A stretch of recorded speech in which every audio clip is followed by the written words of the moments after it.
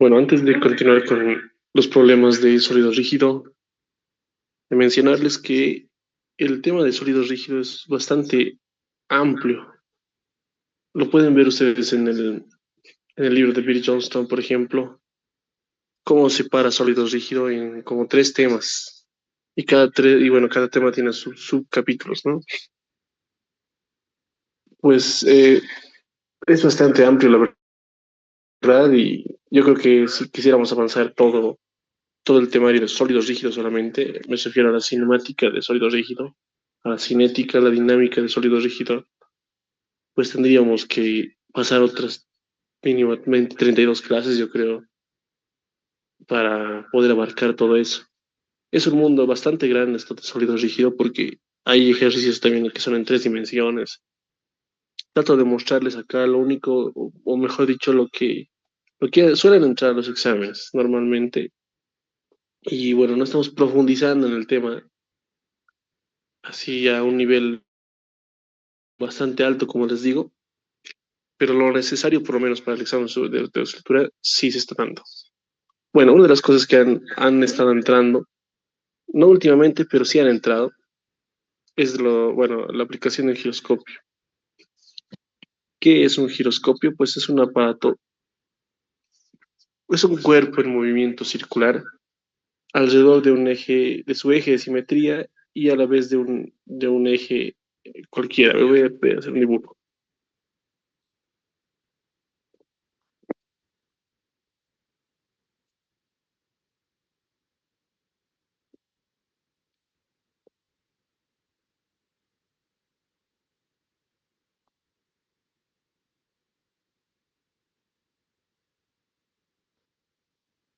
Ahí tenemos los ejes X y Z principales fijos, vamos a llamarle. Y sobre eso se tiene un eje móvil que lo voy a colocar con un color naranja.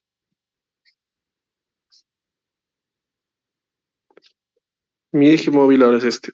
Vamos a llamarle Z', que fíjese que tiene una inclinación, ¿cierto? Con este otro eje. ¿No? Tenemos ahí una inclinación. Obviamente, su inclinación se va a deber hacia todo lado, pero no vamos a estudiar esos. Bueno, no vamos a estudiar ese plano, aunque el concepto base del giroscopio es bastante amplio también. Lo que bueno, he visto que pregunta en los exámenes de obstetricia no es el concepto base, porque de hecho el concepto base nos lleva a un sistema de ecuaciones diferenciales de 3 por 3 x en el espacio y hay que resolver justamente ese sistema de ecuaciones diferenciales. Es un tema igual bastante amplio, como les digo, que bueno, yo personalmente lo he aprendido en la materia de mecánica clásica y bueno, no nos alcanza el tiempo igual, ¿no? Para poder abarcar todo esto. Así que nos vamos a ir a lo principal y a lo que piden en los exámenes de aptitud. El objeto puede estar presente, voy a inclinar un poco más mi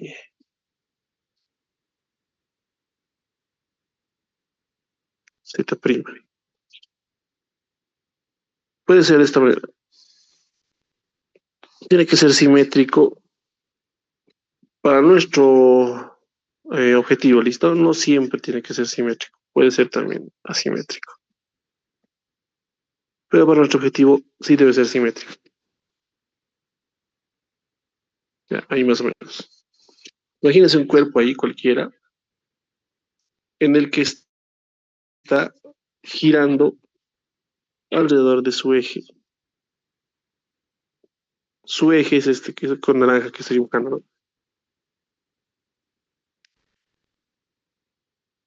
Bueno, está girando alrededor de su eje. A la vez que gira, por conservación del momento lineal, les comento que esto, bueno, tiene un fenómeno físico acá en el que a la vez puede tener un giro sobre el eje Z. Básicamente aquí todos conocen los trompos, ¿no? Es el movimiento de un trompo. Por lo tanto, tiene también un giro alrededor del eje Z. Y ese giro, a ver, acá lo vamos a llamar simplemente con la velocidad omega. Y acá lo vamos a llamar con un omega. Este es por si acaso también omega, pero en mayúscula. La mayúscula es esta y la minúscula es esta. ¿Listo?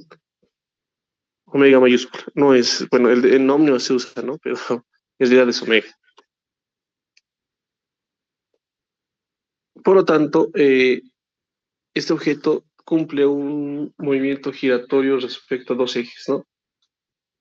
Al eje principal y a este eje Z fijo, y a esta velocidad omega mayúscula en verde se le llama velocidad de precesión.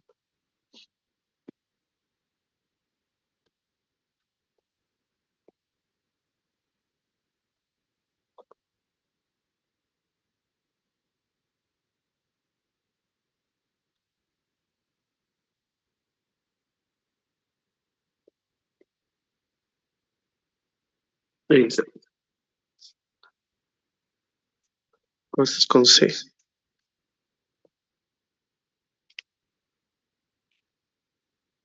No, sí está bien escrito. Y bueno, el objetivo más básico es estudiar bueno, este tipo de trompos y hallamos bueno, se hace un análisis, como les decía, del movimiento relativo entre esos dos ejes, son movimientos circulares. Pues el análisis es bastante largo, no vamos a hacerlo. Lo único que necesitas recordar en el examen de arquitectura es lo siguiente, que esa velocidad de precesión se puede demostrar, ya saben, es lo siguiente, es algún V masa gravedad. Esta masa y gravedad se refieren a la masa del objeto. Bueno, gravedad ya es un número, ¿no? Ahorita digo que ese es el número B, dividido entre la inercia respecto a su eje de giro y su velocidad omega. Omega, fíjense, es la velocidad con la que está girando sobre su propio eje. Siempre es un dato, ¿listo? Así que van a tener esto, esto y esto como datos. El B simplemente es la distancia desde el origen hasta el centro de gravedad sobre el eje Z'. Vendría a ser entonces por acá, digamos, un Z barra prima, ¿no? Y esta distancia de acá, esa distancia es B.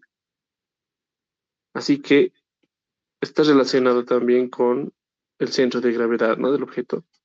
Y la inercia, pues es la inercia de giro respecto al eje Z'. Vamos a poner eso acá. Y respecto a Z'. Y listo. Como les comentaba antes, cuando estábamos avanzando inercias, eh, lo único importante acá es hallar B y la inercia. O sea, se resume esos ejercicios de física 1 en hallar mm, la inercia y el centro de gravedad. O sea, por eso es que bueno, se pregunta, y de esa manera se halla la velocidad de precesión. Les vuelvo a repetir, ¿no? Es un tema bastante amplio que si gustan, tal vez podemos conformar algún grupo y aprender la verdadera naturaleza de esto del movimiento de precesión. De hecho, nuestro planeta Tierra tiene un movimiento de precesión. Nos muestran siempre que el planeta gira alrededor de su eje, ¿no? Pero a la vez, si fijamos un eje perpendicular, paralelo a otro, ese tendría una especie de movimiento de trompo, ¿no? Y encima que su movimiento de precesión no es circular, porque están viendo que acá estoy hablando de un movimiento circular de precesión, ¿no? Tiene ciertas turbulencias ahí y son senoidales. Y bueno, es bien complicado, es un mundo entero también hablar de esto. Como les decía, tenía un tema exclusivo entero en mecánica clásica para hablar de este movimiento especial. Bueno, mm, las veces que he visto que he entrado, solo pedía esto, ¿no? Donde nos daban la figura, obviamente. Ahí otra vez volvemos a los paraboloides, a un cono, etcétera. Y veamos a ver que algún ejercicio para resolver.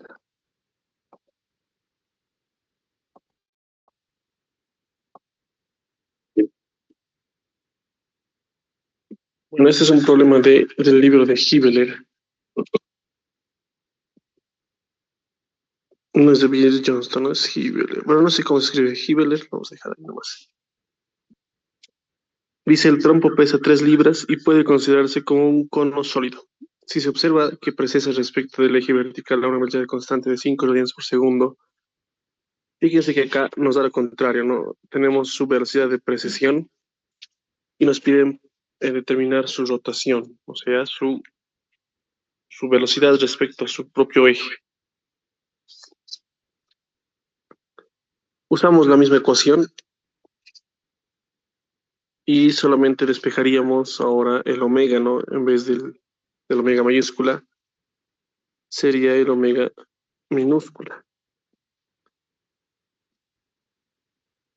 Bueno, pueden pedirnos cualquiera de esos.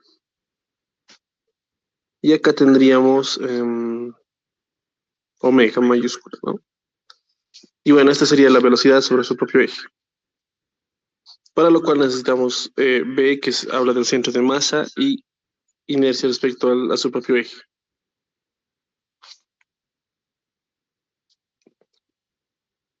Y como pueden ver acá, solo nos dan medidas del cono, ¿no? Altura y radio, nada más.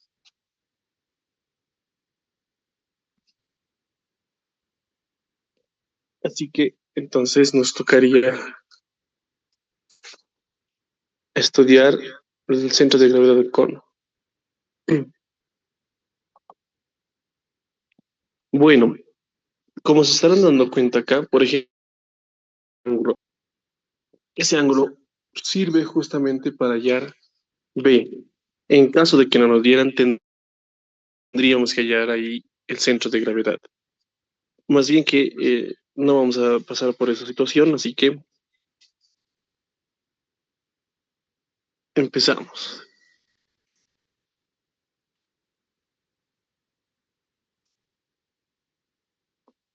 Necesariamente,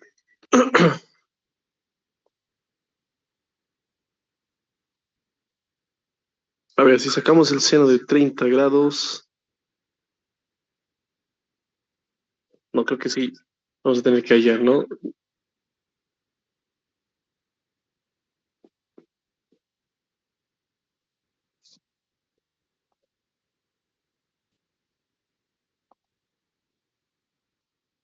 Bueno, acá eso da la longitud del eje, estas 6 pulgadas, porque mm, en ejercicios como este, muchas veces, por ejemplo, a ver, acá está su centro de masa, ¿no? Nosotros queremos hallar esta distancia, que sería la distancia B al centro de masa. Pero no sé por qué hacen una aproximación, y es una aproximación, ¿no? Tratan de sacar la proyección de la longitud completa, o sea, me refiero a que directamente colocan seno de 30 grados, en este caso será cateto opuesto sobre hipotenusa, perdón, en este caso coseno de 30 grados. Cateto adyacente es el 6 pulgadas sobre hipotenusa, como si el centro de masa estuviera en la parte superior, ¿no? Claro, está en el eje, eso es cierto, pero no se puede hacer esa aproximación tan analítica. Yo les recomiendo siempre tratar de encontrar el centro de masa para hallar el B, porque cambia, ¿no? Eso es importante. El efecto de la gravedad ocurre en el centro de masa, o sea que realmente acá está su peso por gravedad, ¿cierto? Este genera un torque, así que gracias a ese torque está inclinado, digamos esto, ¿no? Y por conservación del momento angular es que se mantiene rotando, digamos, sobre respecto a este eje principal. Así que, bueno, para el examen yo les recomiendo en lo posible hallar su centro de masa. Bueno, eso implica integrar y demás cosas, ¿no? Es el resultado correcto.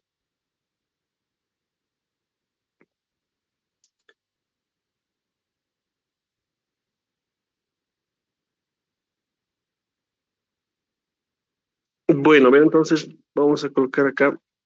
para B. Voy a tratar de hacerlo rápido para no tardarnos todo el video. Voy a proyectar o colocar mi cono sobre su propio eje, X', Y' y Z'. Viéndolo desde su propio eje, sería así.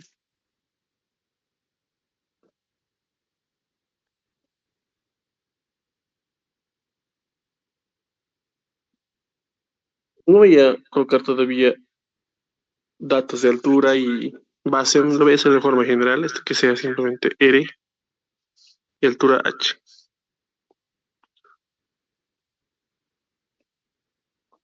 Bueno, ¿cómo encuentro yo tu Z bar?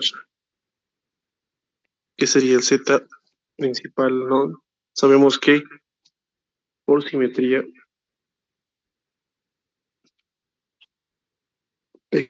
X bar es igual a 1 y Y bar es 0, ¿cierto? Porque se encuentra en el eje Z. Y por ejemplo, Z barra, si ustedes recuerdan, es 1 sobre el volumen integral triple de Z diferencial de volumen. El volumen completo lo conocemos, ¿no? De un cono es un tercio de pi por radio al cuadrado, por la altura. Así que solo nos faltaría integrar esto. Nosotros escogemos en qué coordenadas realizar. Yo voy a realizarlo en coordenadas cilíndricas.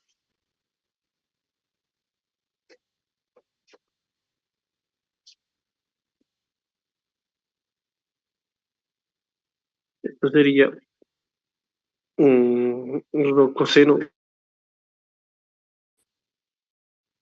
rho seno y z igual a z. Su jacobiano es rho, la ecuación del cono. No sé si recuerdan, pero una ecuación del cono principalmente tiene esta forma. Z cuadrado es igual a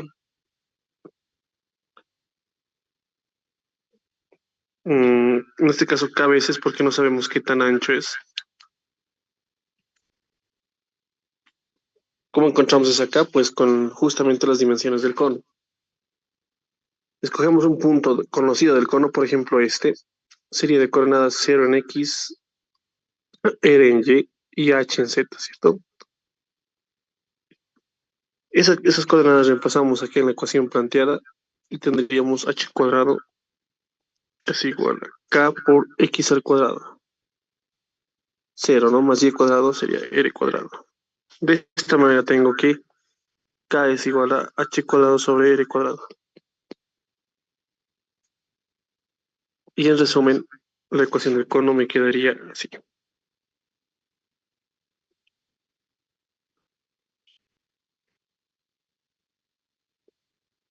Ya que estamos cambiando a coordenadas cilíndricas, esta ecuación del cono se convierte en h sobre r simplemente rho, porque esto es rho cuadrado, todo el cuadrado sacamos raíces y nos queda esto, ¿no? Esta es la ecuación del cono en coordenadas cilíndricas. Entonces digo luego,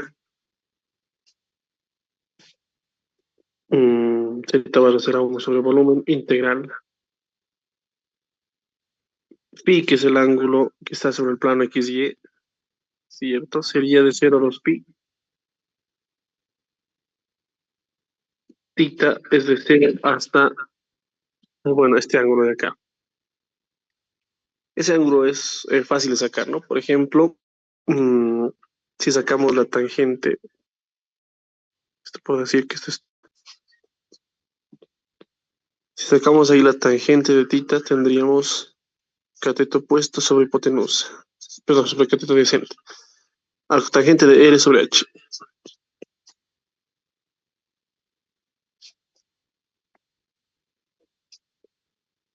Y en Z nos vamos desde 0 hasta, bueno, en este caso la altura H.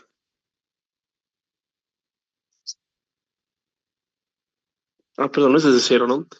Venimos con un eje imaginario y el primero que toca es al cono. Ahí entra la ecuación del cono, sea esta. H sobre R rho. Jacobiano y acá tiene que entrar el Z, que vale simplemente Z. De Z, de tita y de phi.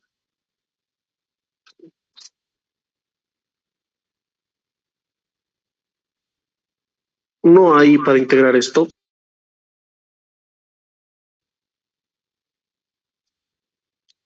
Tampoco hay para integrar esto.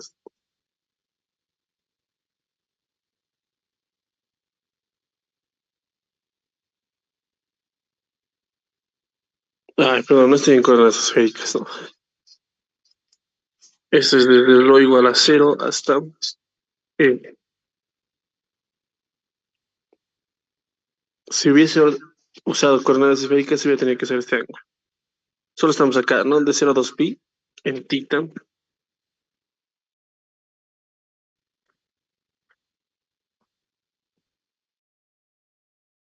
R. ¿Por qué a R? Porque la proyección acá es un círculo, ¿no? Y el radio R siempre está en el plano X-Y. Ahora sí está bien esto, y esto también está bien. Integramos acá un medio de z cuadrado. Tendríamos todo esto por jacobiano.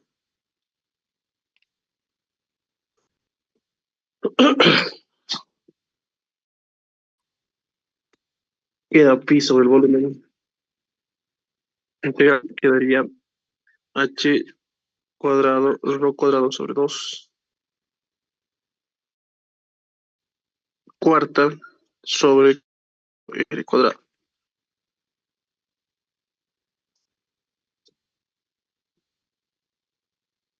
Límite superior nos quedaría r cuadrado, h cuadrado, medios,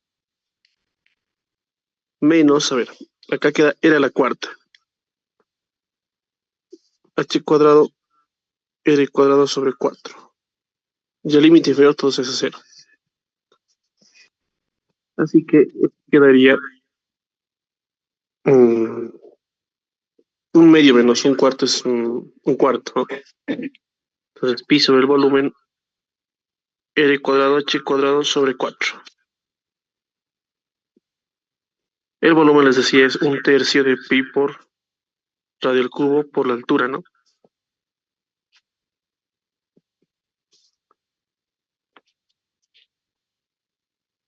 Este es un resultado medio conocido. Estas pi se casarán y nos quedaría 3 cuartos de una h queda arriba y abajo queda una r.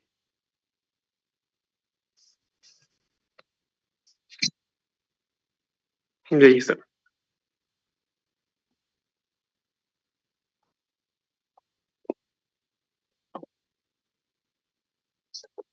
Ya tenemos con eso z barra, que en este caso sería b. Para nuestro caso, ¿cuánto vale h? Es la altura total. Bueno, creo que estoy confundiendo el rato, ¿no? Es 6 pulgadas y el radio 1.5. Y les decía que el rato es la altura de 6 pulgadas de esto, pero claramente indica acá esto, ¿no?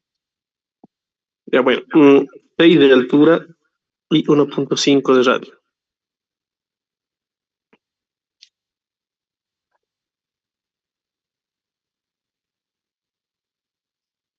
Acá esa z barra sería 18,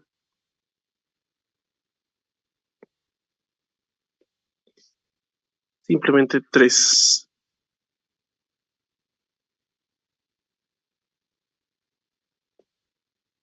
Bueno, depende de la altura del radio, ¿no? Así que si sale, bueno, en este caso la mitad, pues simple casualidad.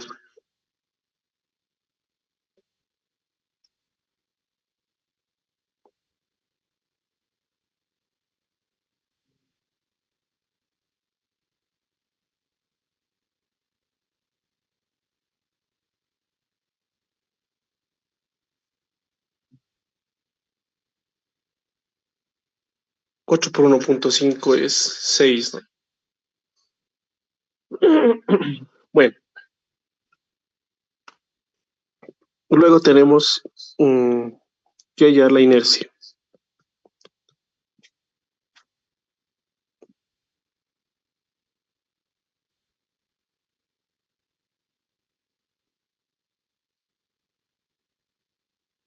Seguramente que el ejercicio, como les iba diciendo, asumen muchas cosas en algunos libros y no hayan estrictamente este centro de gravedad. Estaba preparado para que se use la mitad. Ya. Para la inercia voy a usar el mismo dibujo, todo, ¿no? Todo lo mismo. Y solo planteamos la inercia respecto al eje Z, prima en este caso sería masa sobre volumen, integral triple. Si es respecto al eje Z sería x cuadrado más y cuadrado. Y lo bueno es que ya tenemos todo, ¿no? La integral planteada.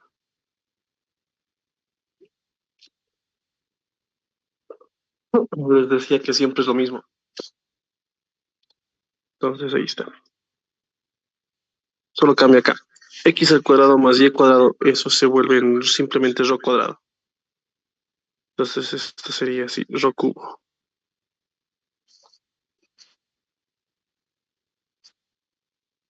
No hay tita para integrar, entonces tengo 2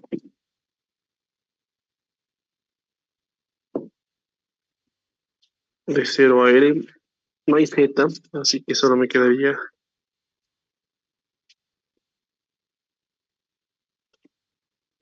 esa integral, ¿no? Es más correcto. Masa sobre volumen, 2pi. Integramos esto es rho a la cuarta sobre 4. Acá tenemos rho cuarta, sería rho a la quinta sobre 5.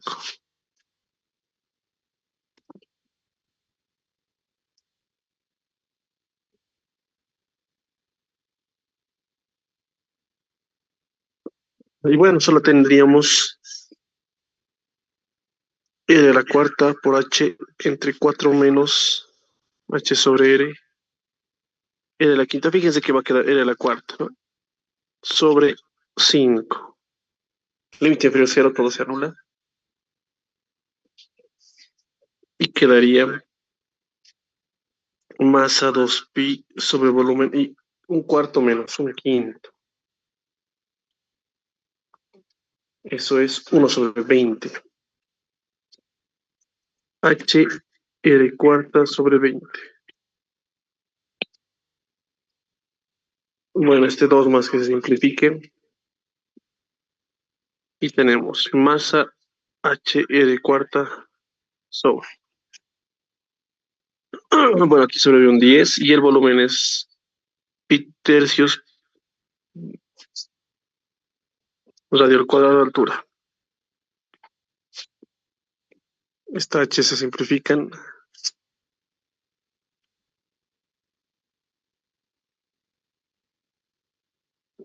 Aquí nos quedaría 3 r cuadrado sobre 10.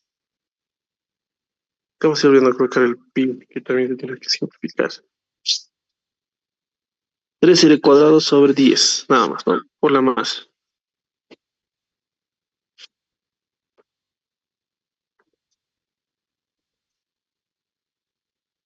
Esta sería entonces la inercia de un cono respecto al eje Z. Como pueden ver, no depende de la altura. Y eso pasa justamente con el cilindro también, ¿no? Si ustedes sacan la inercia de un cilindro respecto al eje Z, van a ver que su inercia es un medio de la masa por r cuadrado. Por más que esto sea unos 100 metros o 1000 o 1 kilómetro, su inercia sigue siendo lo mismo.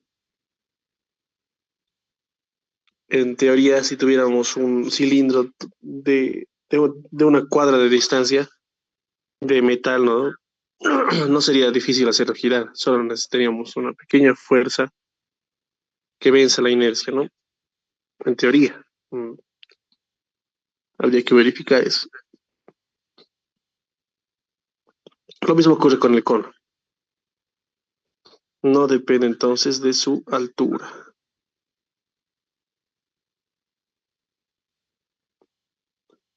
Bueno, ya conociendo esto para nuestro caso,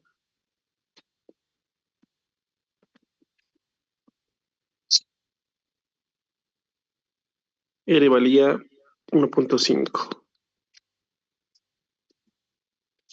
pulgadas y la masa es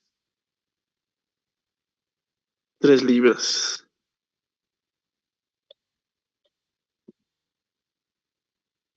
Libras masa, ¿no?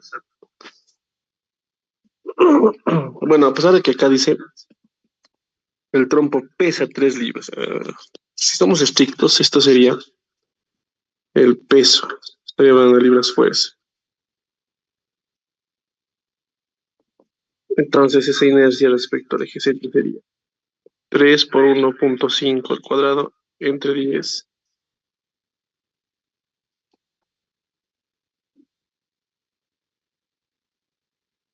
Y acá, a ver, tendríamos que trabajar en el sistema inglés. Es lo que me gusta mucho de estos libros que trabajan en el sistema inglés.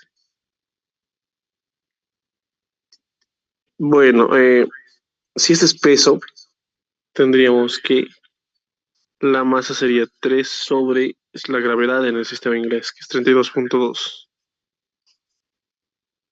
Entonces la inercia quedaría. A ver, este es libras. Este es 32.2 es pies por segundo cuadrado. Pero eso es pulgadas, ¿no? Este es 1.5, como dice acá. Para poder operar esto tendríamos que convertir de pulgadas a pies. Eso sería lo correcto. Bien, 12 pulgadas tiene un pie. Así que dividir entre 12 más. A ver, ¿cuánto quedaría eso? 3 por 1.5 al cuadrado por 3. 10 por 32.2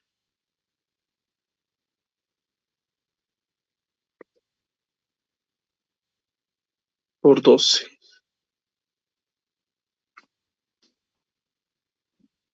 Bueno, 0.00524.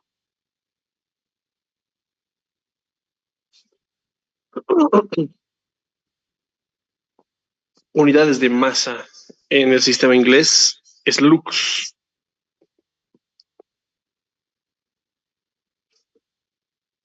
Y cuadrado, ¿no?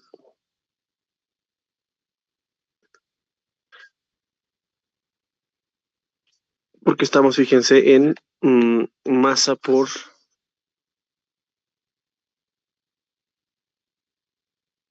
unidades de inercia, ¿no? Masa por longitud del cuadrado.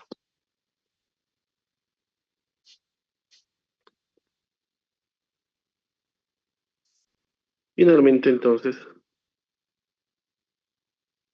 tenemos, o si no, lo llevan todo el sistema internacional. Ya, bueno, déjense.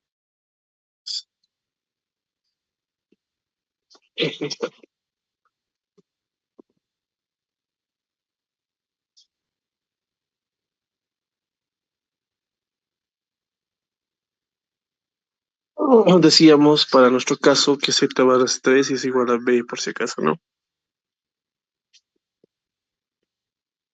Entonces tenemos 3 masa que sería 3 entre 32.2 en su sistema inglés, gravedad 32.2. Bueno, esto directamente es el peso, 3 libras, ¿no?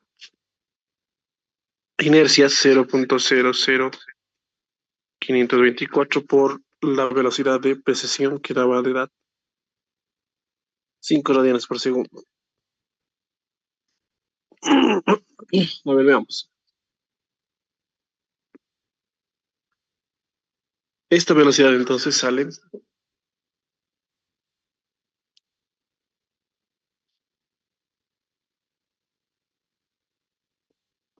343.51 radianes por segundo.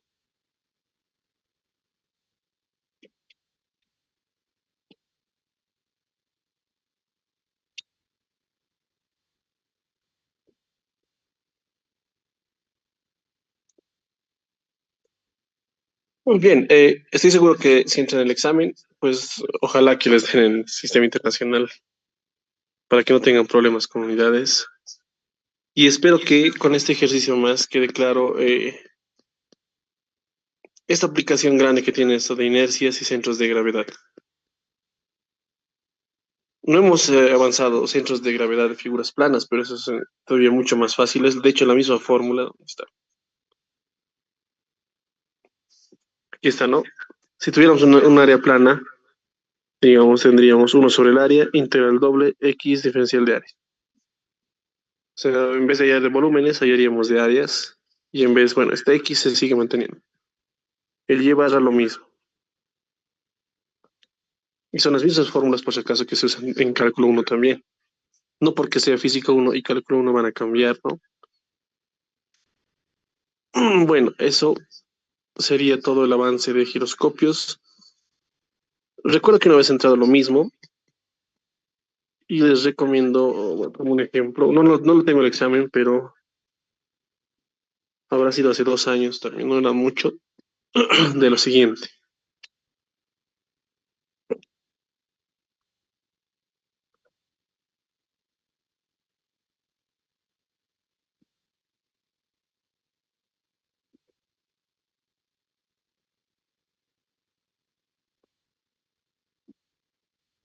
Si alguien lo tiene, me avisa, por favor.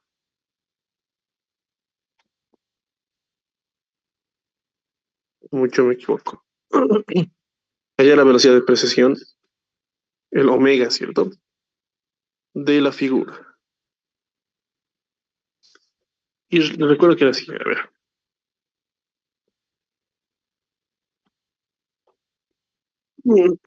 Les daba ahí sus ejes y estaba, voy a dibujar acá, un paraboloide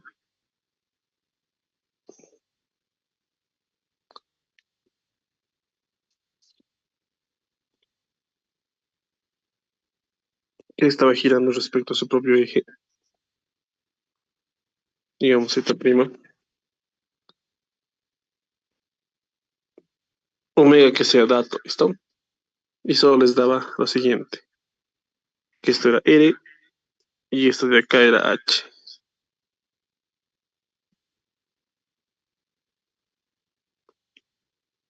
Y de paso, esto más.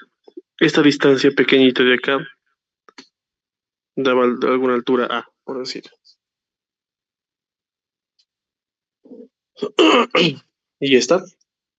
Esa era la pregunta. Claro que creo que así literal también daba. Si alguien tiene el examen, porfa, me envía. Tal vez podrías resolver aunque sea mandarles como un ejercicio extra, aparte de los videos. Por favor, me ayuda bastante. Tal vez actualmente en las fotocopias de Centro está ya ¿no? como un examen casi antiguo. Pero fíjense, ¿no? Es la misma idea. Quieren hallar la velocidad de precesión. Ya. Esta es la pregunta, ¿no? Ya saben la fórmula, todo. Solo tienen que usar ciertas técnicas y usar este pequeño pedacito de acá. Ah,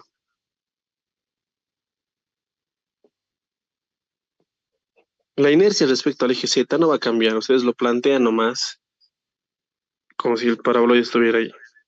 Aunque ustedes coloquen su paraboloide a una altura hacia arriba, la inercia debería salir es lo mismo, ¿de acuerdo? Así que no es necesario colocar eso. Solo va a influir cuando hay en su centro de masa. Ahí también ustedes pueden hallar el centro de masa normal y le suman esta A. Bueno, solo era para despistar.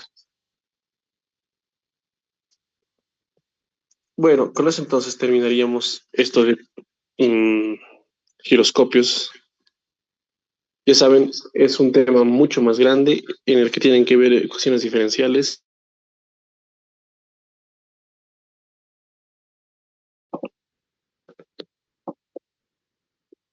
Y entonces tiene que ver con más detalles.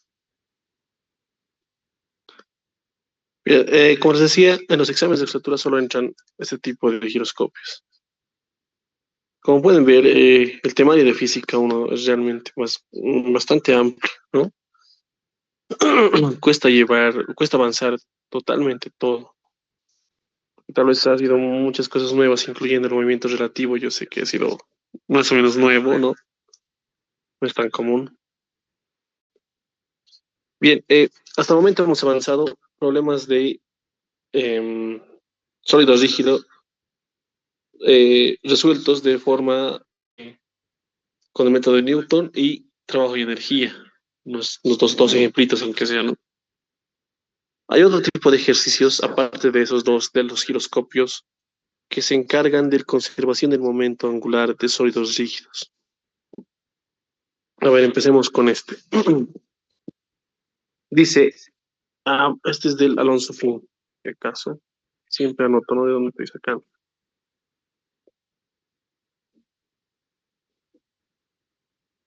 Ven que no me baso solo en un libro, ¿no? Rescato lo mejor de todos los libros o lo más rescatable, por así decirlo.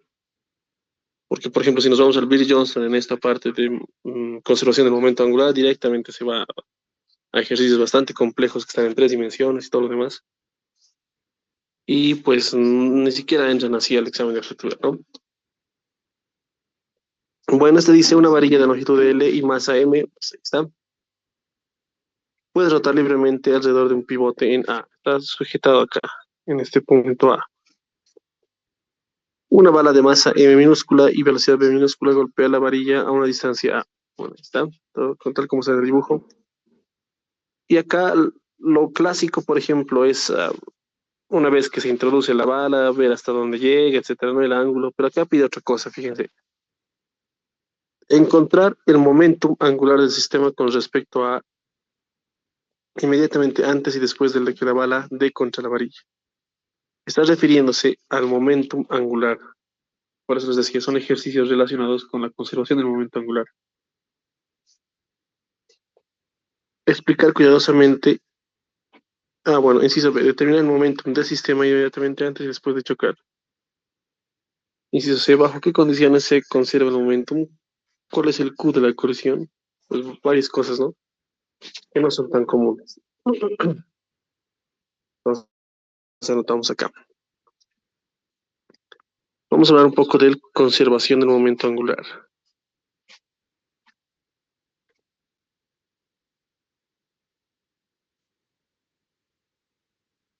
Y básicamente es lo mismo del lineal, solo que ahora son, ya saben, para cuerpos en movimiento y tiene una distinta forma de expresar, que era con L, lo habíamos colocado antes, y por definición, este es así. Es la posición producto vectorial por el momentum lineal, donde creo que ya está de más decir que el momentum lineal es masa por velocidad, ¿no? Ahora, tomen muy en cuenta que este de acá es el momentum, mm, a veces se llama momentum del momentum, ya les había comentado también antes, el momento angular, respecto a algún punto, eso es importante.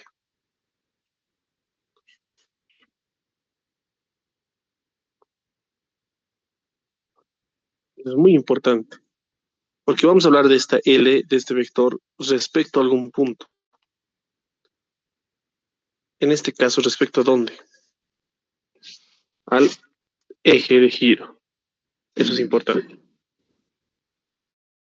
Mm, Vamos a mencionar que la posición de la masa a partir de este eje de giro va a ser este vector y vamos a llamarle vector 1 de posición.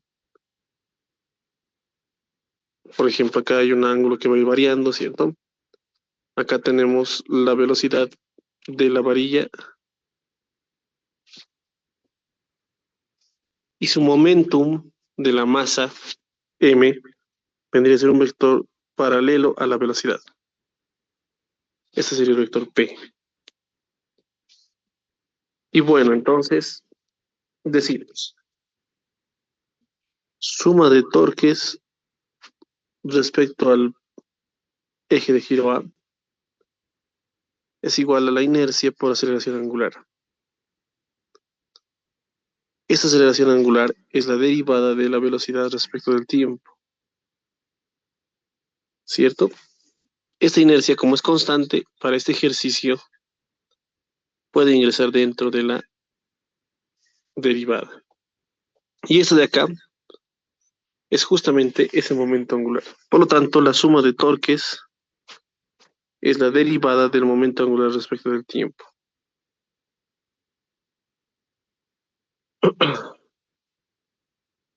No olvidemos acá que se habla de sistemas inerciales y no inerciales, ¿no? Por ejemplo, en un sistema em, no inercial, esa suma de torques sería cero, ¿cierto? Pues se conserva el momento angular. Vamos a colocar eso. Para un sistema no inercial, ¿qué quiere decir que sea no inercial? Que no tiene fuerzas externas. Hablo de torques, pero acá no hay ningún torque, ¿no? El hecho de que tengamos una colisión ahí no quiere decir que tengamos una... A pesar de que sea una fuerza de choque, es un impulso, pero no tenemos una fuerza externa que esté generando torque como tal en el sistema. Así que decimos que esto es cero. Si la derivada de algo es cero, entonces esto se conserva, ¿no? Antes y después de dicha, bueno, en este caso colisión. Entonces colocamos acá. La cantidad de movimiento antes es igual a la cantidad de momentum angular antes que después, porque es constante, ¿no? Y bueno, aquí empezamos a analizar. El L antes sería, antes de la colisión, como ven acá, era L1 por P.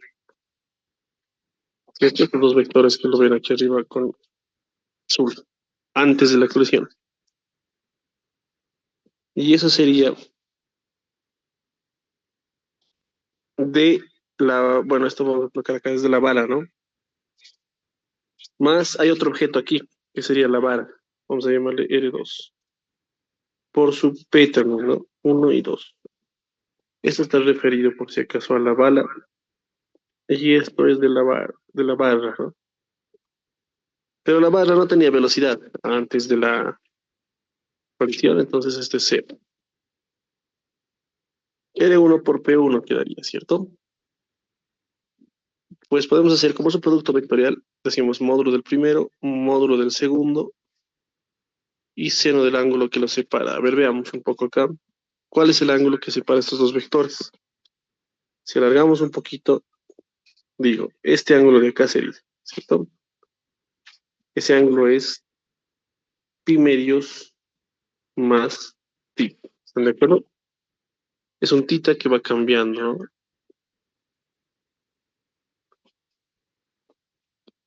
Entonces quedaría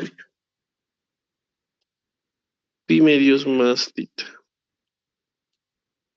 Lo cual sería seno del primero, coseno del segundo y el resto se elimina, ¿no? Entonces R1, P1, coseno de tita.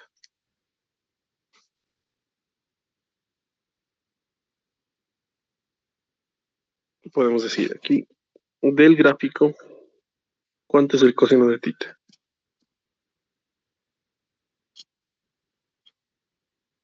Sería cateto adyacente, que sería la longitud A, sobre la hipotenusa. Bueno, vamos a llamarle A sobre R1. Por lo tanto, el L antes, ya no estamos en vector, ¿no? Fíjense que ya no estamos en vector. Será R1, P1 y el coseno de tita, A sobre R1. Acá se simplifican esos R1s y quedaría A por P1, que sería la masa por la velocidad, ¿no? Y ya nos dan de datos esos bueno, dos datos iniciales, masa y velocidad de la bala, ¿no? Por lo tanto, ya solo nos quedaría que el momentum angular antes es AMB. Para el después tenemos mm, bueno, después de la colisión, esto, bueno, la bala se introduce, por decir, ¿no? No estamos hallando, pero esos valores de impulso ni nada. Solo vamos a calcular qué es lo que pasa después de que se introduce. Pues se convierte en una especie de unión entre la barra y la bala, en el cual simplemente podríamos hablar de inercia por velocidad angular. Si ubican esto de acá, estoy resaltando, eso es simplemente inercia por su velocidad angular final. ¿Cuál es la inercia? Pues acá consideramos ya de la bala.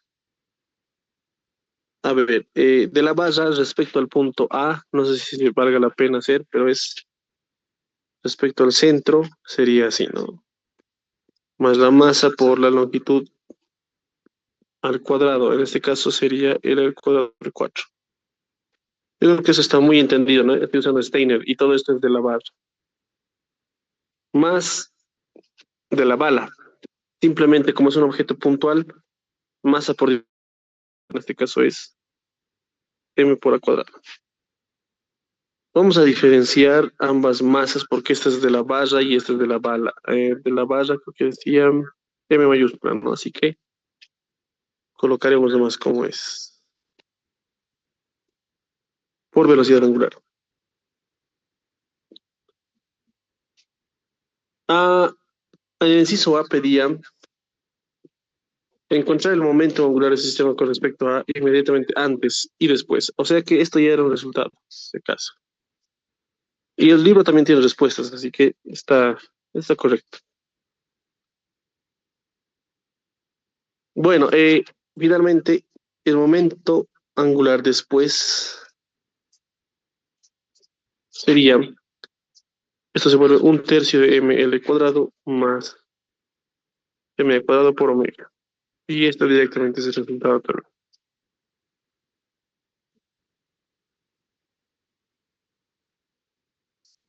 Nos pasamos al inciso B. El inciso B dice, determina el momentum del sistema inmediatamente antes y después de la colisión. Bueno, tomen muy en cuenta la diferencia. Parece que piensan lo mismo, ¿no? Pero acá dice momentum angular del sistema. Inciso B, momentum del sistema. No dice momentum angular. O sea, nos piden hallar el P, ya no el L. El P antes es fácil porque lo único que tenía movimiento acá era la bala.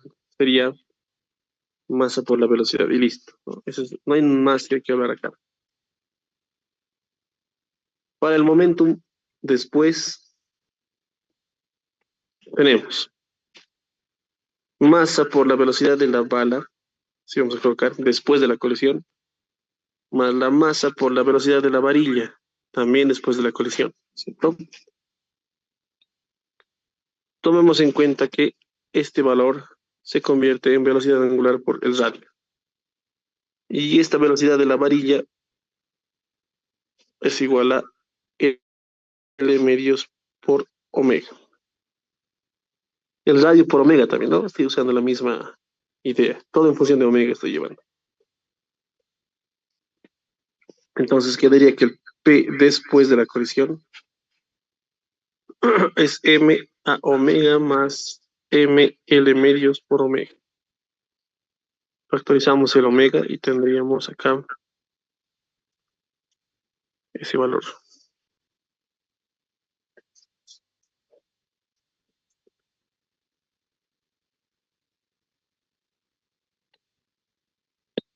Y vamos a decir lo siguiente, no tengo el omega, ¿cierto? Pero del inciso A, que decíamos que el L antes es igual al L después, puede encontrar ese omega. El L antes era AMB y al lado derecho, voy a copiar esto,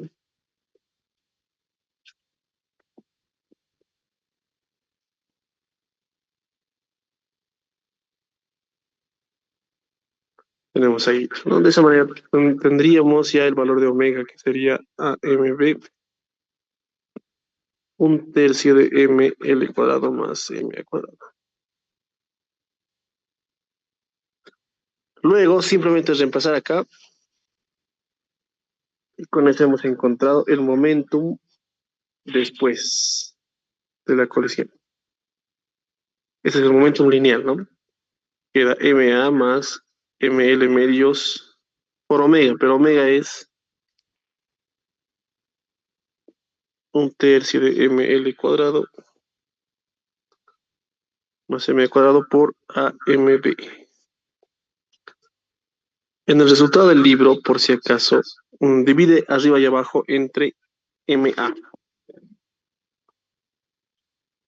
Está 1 más 2MA. Y abajo también divide entre MA.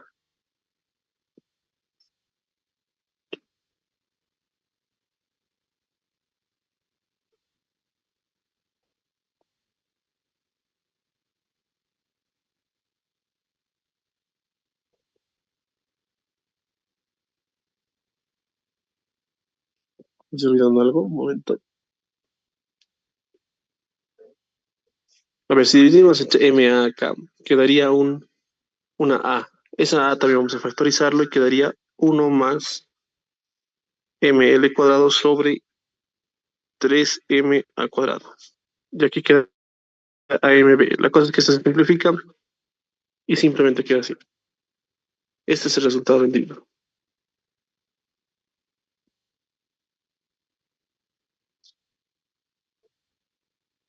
Y finalmente realizamos el inciso C. E inciso C dice bajo qué condiciones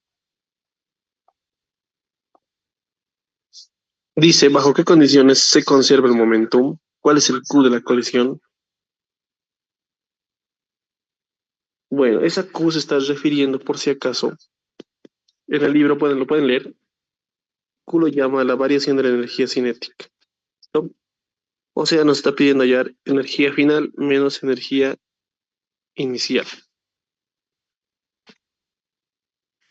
Esa Q, bueno, esto es importante, creo que no les había comentado, pero nosotros sabemos que la energía cinética es un medio de la masa por la velocidad al cuadrado. ¿Será posible llevar esto a su forma de momento lineal? Si sabemos que P es igual a mb, entonces puedo decir que B es P sobre M. Si reemplazo acá, fíjense que tengo un medio de M por B cuadrado, que sería P cuadrado sobre M cuadrado. En resumen, otra forma de expresar la energía cinética es P cuadrado sobre 2M.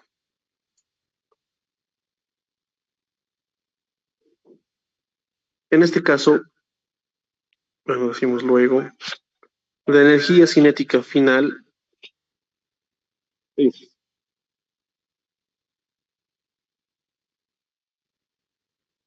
P, después sería, ¿no? Bueno, ya no sabemos así.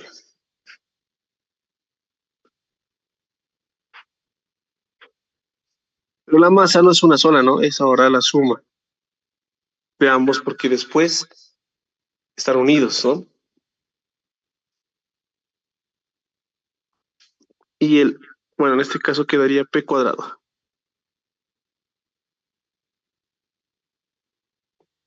Y eso es bastante grande, ¿no? Es esta cosa al cuadrado. Bueno, la energía cinética inicial sería el P antes al cuadrado sobre, ahora sí, el único que tenía energía cinética era la masa de la bala. Por lo tanto, esto queda que esa Q es la de esto, ¿no? De esto de acá, menos esto de acá.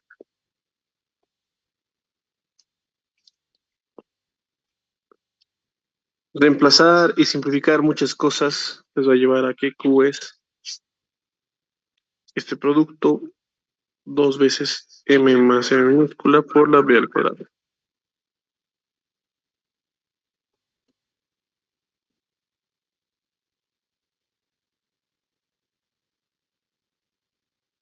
Y ese es el resultado del libro. Así que tengan muy en cuenta esto de la conservación de momento angular. Tal vez habría que practicar un poco más y algún semestre ha entrado también esto mismo, pero con coordenadas polares que ya habíamos visto. Vamos a realizar en uno de los videos y les voy a explicar a detalle, ¿no? Cómo es que se está realizando. Bueno, ahí quedaríamos en esta clase. Continuamos con la clase número 27.